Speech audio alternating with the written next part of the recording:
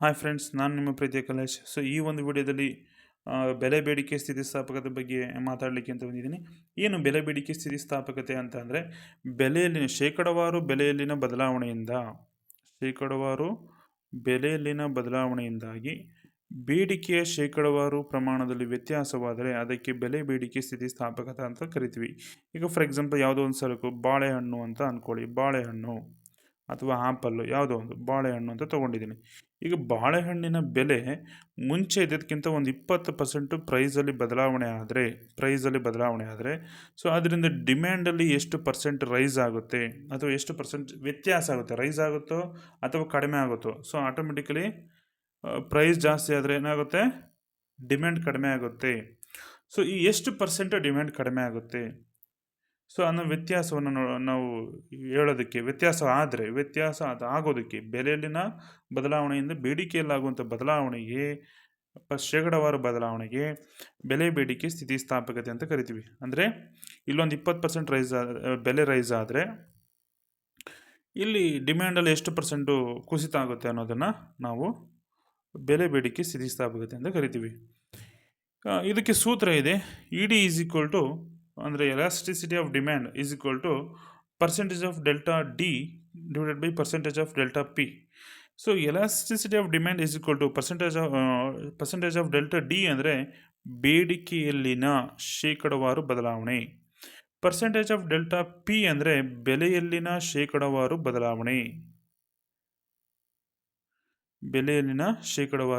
ಬದಲಾವಣೆ. ಸೊ ಇನ್ನು ಇದನ್ನು ಸಿಂಪ್ಲಿಫೈ ಮಾಡಿದಾಗ, ಈ ಸೂತ್ರವನ್ನು ಸಿಂಪ್ಲಿಫೈ ಮಾಡಿದಾಗ, ಯಾವುದು ಒಂದನೇ ಸೂತ್ರವನ್ನು ಸಿಂಪ್ಲಿಫೈ ಮಾಡಿದ್ರೆ ನಮಗೆ ಎರಡನೇ ಸೂತ್ರ ಸಿಗುತ್ತೆ. ಇದರ ವಿಸ್ತೃತ ರೂಪ ಇದು. ಸೊ ಈಗ ಎರಡನೇ ಸೂತ್ರ ಏನು ಸಿಂಪ್ಲಿಫೈ ಮಾಡಿದಾಗ, elasticity of demand is equal to ಅಂದರೆ E D is equal to delta Q divided by Q into 100 whole divided by delta P divided by P into 100. So ಇದನ್ನು ನಾವು ವಿಸ್ತೃತ ಮಾಡಿದಾಗ, ಇದನ್ನು ಇನ್ನೂ ಸಿಂಪ್ಲಿಫೈ ಮಾಡಿದ್ರೆ ನಮಗೆ ಬೇರೆ ಬೇರೆ ಸೂತ್ರಗಳು ಸಿಗ್ತವೆ, ಹೇಳ್ತೀನಿ. ಈಗ ನಾವಿಲ್ಲಿ ಮೇಯ್ನಾಗಿ ಮೊದಲನೇ ಸೂತ್ರ ತಗೊಳ್ಳೋಣ. ಏನು ಮೊದಲನೇ ಸೂತ್ರ E D is equal to percentage of delta D divided by percentage of delta P. So E ಡಿನಲ್ಲಿ ನಾವೇನೇನು ಕಂಡಿಡ್ಕೋಬೇಕು, ಒಂದು ಪರ್ಸೆಂಟೇಜ್ ಆಫ್ ಡೆಲ್ಟಾ ಡಿ ಮತ್ತು ಇನ್ನೊಂದು ಪರ್ಸೆಂಟೇಜ್ ಆಫ್ ಡೆಲ್ಟಾ ಪಿಯನ್ನು ಕಂಡಿಡ್ಕೋಬೇಕು. ಸೊ ಇದಕ್ಕೆ ಇನ್ನು ಸಿಂಪ್ಲಿಫೈ ಮಾಡಿರೋಂಥ ಸೂತ್ರಗಳಿದ್ದಾವೆ, ನೋಡೋಣ. ಈಗ ಪರ್ಸೆಂಟೇಜ್ ಆಫ್ ಡೆಲ್ಟಾ ಕ್ಯೂವನ್ನು, that means D, percentage of delta D ಮತ್ತು ಪರ್ಸೆಂಟೇಜ್ ಆಫ್ ಡೆಲ್ಟಾ ಕ್ಯೂ ಎರಡೂ ಸೇಮ್. ಅಲ್ಲಿ ಡಿ ಬಳಸಿದ್ದೀನಿ, ಇಲ್ಲಿ ಕ್ಯೂ ಬಳಸಿದ್ದೀನಿ ಅಷ್ಟೇ. Q means quantity. So quantity ಮತ್ತು ಡಿಮ್ಯಾಂಡ್ ಎರಡು ಒಂದೇ ಅಲ್ವಾ, ಹಾಗಾಗಿ ಇಲ್ಲಿ ಪರ್ಸೆಂಟೇಜ್ ಆಫ್ ಡೆಲ್ಟಾ ಕ್ಯೂಗೆ ಒಂದು ಸೂತ್ರ ಇದೆ. ಏನು? Percentage of delta Q is equal to delta Q divided by Q into 100. ಈ ಸೂತ್ರವನ್ನು ಬಳಸ್ಕೋಬೇಕು. ಏನು ಕಂಡಿಡಿಯೋಕ್ಕೆ? ಪರ್ಸೆಂಟೇಜ್ ಆಫ್ ಡೆಲ್ಟಾ ಕ್ಯೂವನ್ನು ಕಂಡಿಡಿಯೋಕ್ಕೆ ಅಥವಾ ಪರ್ಸೆಂಟೇಜ್ ಆಫ್ ಡೆಲ್ಟಾ ಡಿಯನ್ನು ಕಂಡುಹಿಡಿಯೋದಕ್ಕೆ ನಾವು ಈ ಸೂತ್ರವನ್ನು ಬಳಸ್ಕೋಬೇಕು ಇಲ್ಲಿ. ಸೊ ಏನು ಇದನ್ನು ಕಂಡುಹಿಡಿಬೇಕು ಅಂದರೆ, ಇದನ್ನು ಸಿಂಪ್ಲಿಫೈ ಮಾಡಿದ್ರೆ ಏನು ಸಿಗುತ್ತೆ ಅಂದರೆ, percentage of delta Q is equal to Q2 minus Q1 divided by Q into 100. So Q2 ಅಂದರೆ ಏನು? Q2 ಅಂದರೆ ನ್ಯೂ ಕ್ವಾಂಟಿಟಿ, Q1 ಅಂದರೆ ಓಲ್ಡ್ ಕ್ವಾಂಟಿಟಿ. ಸೊ ಇಲ್ಲಿ Q ಅಂದರೆ Q1 ಪ್ರಮಾಣ ಎಷ್ಟಿರುತ್ತೆ ಅದನ್ನು ಹಾಕಬೇಕು, ಮುಂಚೆ ಇದ್ದದ್ದು. Q2 ಮೀನ್ಸ್ ಏನಂತ ಅರ್ಥ ಅಂದರೆ, Q2 ಬದಲಾದ ಪ್ರಮಾಣ. ಮುಂಚೆ ಒಂದು ಪ್ರೈಸ್ ಇತ್ತು, ಆ ಪ್ರೈಸ್ ಚೇಂಜ್ ಆದಾಗ, ಅಂದರೆ ಬೆಲೆಯಲ್ಲಿನ ಶೇಕಡವಾರು ಬದಲಾವಣೆಯಿಂದಾಗಿ ಕ್ವಾಂಟಿಟಿಯಲ್ಲಿ ಎಷ್ಟು ಬದಲಾವಣೆ ಆಗುತ್ತೆ, ಆ ಬದಲಾದ ಪ್ರಮಾಣವನ್ನು ನಾವಿಲ್ಲಿ Q2 ಅಂತ ಕರಿತೀವಿ. ಇನ್ನು ಮೈನಸ್ Q1 ಅಂದರೆ Q2ಗಿಂತ ಹಿಂದೆ ಇದ್ದಂಥ ಪ್ರಮಾಣ. ಈಗ ಬೆಲೆಯಲ್ಲಾದ ಬದಲಾವಣೆಯಿಂದಾಗಿ ಬೇಡಿಕೆಯಲ್ಲಾದ ಪ್ರಮಾಣ ಎಷ್ಟು ಬದಲಾಗುತ್ತೆ ಅನ್ನೋದು Q2. ಸೊ ಅದಕ್ಕಿಂತ ಮುಂಚೆ ಇದ್ದದ್ದು, ಬೆಲೆ ಬದಲಾವಣೆ ಆಗೋಕ್ಕಿಂತ ಮುಂಚೆ ಇದ್ದದ್ದು ಪ್ರಮಾಣ ಎಷ್ಟು ಅನ್ನೋದನ್ನು Q1 ಅಂತ ಕರಿತೀವಿ. ಇನ್ನು ಈಗ ಡಿವೈಡೆಡ್ ಬೈ ಕ್ಯೂ ಅಂದರೆ Q1 ಪ್ರಮಾಣವನ್ನು ಅಲ್ಲಿ ಹಾಕ್ಕೊಳ್ತೀವಿ. ಇನ್ನು ಏನು ಮಲ್ಟಿಪ್ಲಿಕೇಶನ್ ಮಾಡಬೇಕು, ಯಾವುದರಿಂದ 100 ಮಲ್ಟಿಪ್ಲಿಕೇಶನ್ ಮಾಡಿದ್ರೆ ನಮಗೆ ಪರ್ಸೆಂಟೇಜ್ ಆಫ್ ಡೆಲ್ಟಾ ಕ್ಯೂ ಸಿಗುತ್ತೆ. ಇಲ್ಲ ಕೆಳಗಡೆ ನಾವು ನೋಡೋದಾದರೆ ಇನ್ನು ಇದು ಪರ್ಸೆಂಟೇಜ್ ಆಫ್ ಡೆಲ್ಟಾ ಪಿ ಕಂಡುಹಿಡಿಬೇಕು ಅಂದರೆ, ಪರ್ಸೆಂಟೇಜ್ ಆಫ್ ಡೆಲ್ಟಾ ಪಿ ಕಂಡುಹಿಡಿಬೇಕು ಅಂದರೆ same as it is delta P divided by P into 100. ಇದನ್ನು ನಾವು ನೋಡೋದಾದರೆ ಇಲ್ಲೂ ಕೂಡ P2 ಮತ್ತು P1, P2 minus P1 divided by P into 100. P2 ಅಂದರೆ ಏನು? P2 ಅಂದರೆ ಹೊಸ ಬೆಲೆ, ಅಂದರೆ ಬದಲಾದ ಬೆಲೆಯನ್ನು ಏನು P2 ಅಂತ ಕರಿತೀವಿ.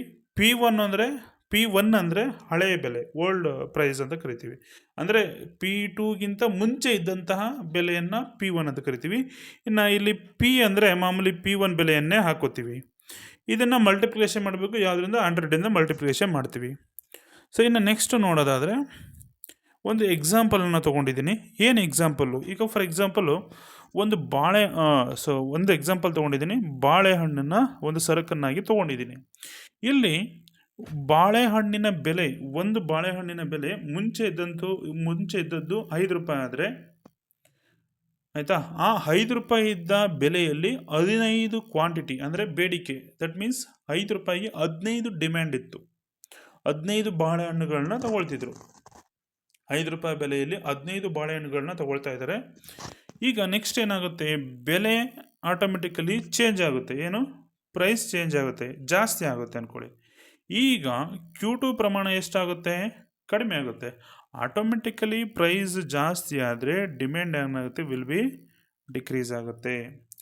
ಸೊ ಅದೇ ರೀತಿ ಏನಾಗಿದೆ, ಪ್ರೈಸ್ ಜಾಸ್ತಿ ಆಗಿರೋದ್ರಿಂದ ಡಿಮ್ಯಾಂಡು ಕಡಿಮೆ ಆಗಿದೆ. ಈಗ ಎಷ್ಟಾಗಿದೆ? Q2 ಪ್ರಮಾಣ 12 ಆಗಿದೆ.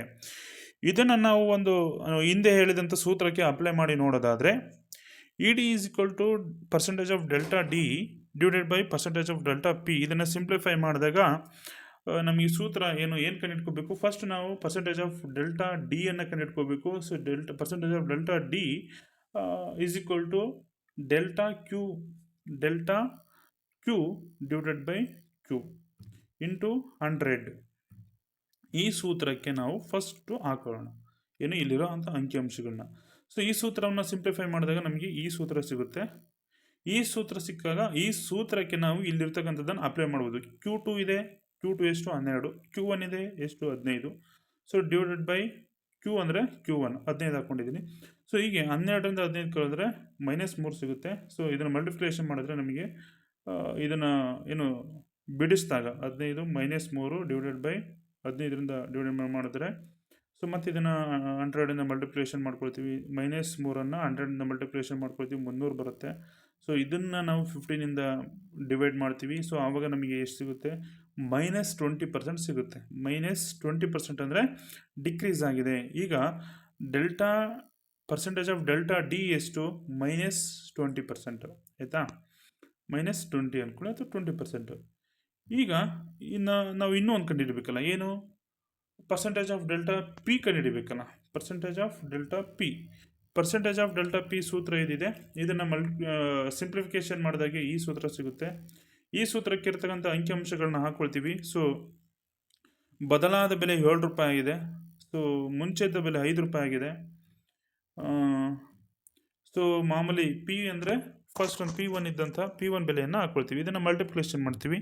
ಸೊ 200 ಸಿಗುತ್ತೆ. 200ಇಂದ 5ಇಂದ 200 ಡಿವೈಡ್ ಮಾಡಿದಾಗ ನಮಗೆ 40 ಸಿಗುತ್ತೆ. 40 ಆಯಿತಾ? ಈಗ ನಮಗೆ ಎರಡೂ ಸಿಕ್ಕಿದ್ವಿ. ಒಂದು ಪರ್ಸೆಂಟೇಜ್ ಆಫ್ ಡೆಲ್ಟಾ ಪಿನೂ ಸಿಕ್ತು, ಇನ್ನೊಂದು ಪರ್ಸೆಂಟೇಜ್ ಆಫ್ ಡೆಲ್ಟಾ ಡಿನೂ ಸಿಕ್ತು. ಇದನ್ನು ಯಾವ ಸೂತ್ರಕ್ಕೆ ಹಾಕಬೇಕು? ED is equal to percentage of delta D divided by percentage of delta ಪಿಗೆ ನಾವು ಅಪ್ಲೈ ಮಾಡಿದಾಗ ನಮಗೆ ಉತ್ತರ ಸಿಗುತ್ತೆ. ಏನು? -0.5. -0.5 ಅಂದರೆ ಇಲ್ಲಿ ಋಣಾತ್ಮಕವಾಗಿದೆ. ಬೇಡಿಕೆ ಏನಾಗಿದೆ? ಬೆಲೆ ಮತ್ತು ಬೇಡಿಕೆ ನಡುವಿನ ಸಂಬಂಧ ಋಣಾತ್ಮಕವಾಗಿದೆ, ವಿರುದ್ಧವಾಗಿದೆ. ಅಂದರೆ ಪ್ರೈಸ್ ರೈಸ್ ಆದಾಗ ಡಿಮ್ಯಾಂಡು ಕಡಿಮೆ ಆಗ್ತಾ ಹೋಗುತ್ತೆ. ಸೊ ಯಾವ ರೀತಿ ಋಣಾತ್ಮಕ ಸಂಬಂಧ, ವಿರುದ್ಧ ಸಂಬಂಧವನ್ನು ಹೊಂದಿರತಕ್ಕಂಥದ್ದು ನಾವಿಲ್ಲಿ ನೋಡ್ಬೋದು. ಅದೇ ರೀತಿ ಪ್ರೈಸ್ ಕಡಿಮೆ ಆದರೆ ಡಿಮ್ಯಾಂಡ್ ಕೂಡ ಜಾಸ್ತಿ ಆಗುತ್ತೆ. ಅದಕ್ಕೆ ನಾನು ಎಕ್ಸಾಂಪಲ್ ಕೊಟ್ಟಿಲ್ಲ, ಇಲ್ಲಿ ಒಂದೇ ಎಕ್ಸಾಂಪಲ್ ಸಾಕು. ಸೇಮ್ ಆ್ಯಸ್ ಇಟ್ ಈಸ್ ಇಲ್ಲೇನೋ ಅಂಕಿಅಂಶಗಳು ಸಿಗ್ತವೆ, ಆ ಅಂಕಿಅಂಶಗಳನ್ನ ಸೂತ್ರಕ್ಕೆ ಹಾಕೊಳ್ತಾ ಹೋದರೆ ನಮಗೆ ಉತ್ತರ ಸಿಗುತ್ತೆ. ಇದಿಷ್ಟು ಬೆಲೆ ಬೇಡಿಕೆ ಸ್ಥಿತಿಸ್ಥಾಪಕತ್ವಕ್ಕೆ ಸಂಬಂಧಪಟ್ಟಂತಹ ಒಂದು ವಿಚಾರ. ಅದು ಹಂಗಂದ್ರೆ ಏನು ಸೂತ್ರ, ಆ ಸೂತ್ರಕ್ಕೊಂದು ಎಕ್ಸಾಂಪಲ್ ಕೊಟ್ಟಿದ್ದೀನಿ. ಸೊ ಇದಿಷ್ಟು ಈ ಒಂದು ವಿಡಿಯೋ. ಸೊ ಯಾರೆಲ್ಲ ನೋಡಿರೋ ಎಲ್ರಿಗೂ ಕೂಡ ಥ್ಯಾಂಕ್ಸ್ ಹೇಳಲಿಕ್ಕೆ ಇಷ್ಟಪಡ್ತೀನಿ. Thank you so much. ಮತ್ತು ನನ್ನ ಯೂಟ್ಯೂಬ್ ಚಾನಲ್ಗೆ ಸಬ್ಸ್ಕ್ರೈಬ್ ಆದರೆ ನಾನು ಹಾಕ್ತಕ್ಕಂಥ ವೀಡಿಯೋಗಳ ನೋಟಿಫಿಕೇಷನ್ ಬರುತ್ತೆ, ನೀವು ನೋಡ್ಬೋದು. ಸೊ ಯಾರೆಲ್ಲ ಸೆಕೆಂಡ್ PU ಸ್ಟೂಡೆಂಟ್ಸ್ ಹೀಗಿದ್ದೀರಾ ಅವರೆಲ್ಲರೂ ಕೂಡ ಒಂದು ಏನು ಹೇಳಲಿಕ್ಕೆ ಇಷ್ಟಪಡ್ತೀನಿ, ನನ್ನ ಯೂಟ್ಯೂಬ್ ಚಾನಲಲ್ಲಿ ಎಲ್ಲ ಏನು ಸೆಕೆಂಡ್ PUC ಸಿಲೆಬಸ್ ಎಕನಾಮಿಕ್ಸ್ ಏನಿದೆ ಎಲ್ಲ ವೀಡಿಯೋಗಳನ್ನ ನಾನು ಹಾಕ್ತೀನಿ, ಎಲ್ಲ ಟಾಪಿಕ್ಗಳನ್ನ ವೀಡಿಯೋ ಮಾಡಿ ಹಾಕ್ತೀನಿ. ಸೊ ನೀವೇನು ಮಾಡಬೇಕು, ಜಸ್ಟ್ ಸಬ್ಸ್ಕ್ರೈಬ್ ಆಗಬೇಕು, ಸಬ್ಸ್ಕ್ರೈಬ್ ಮಾಡ್ಕೊಳ್ಳಿ. So thank you so much.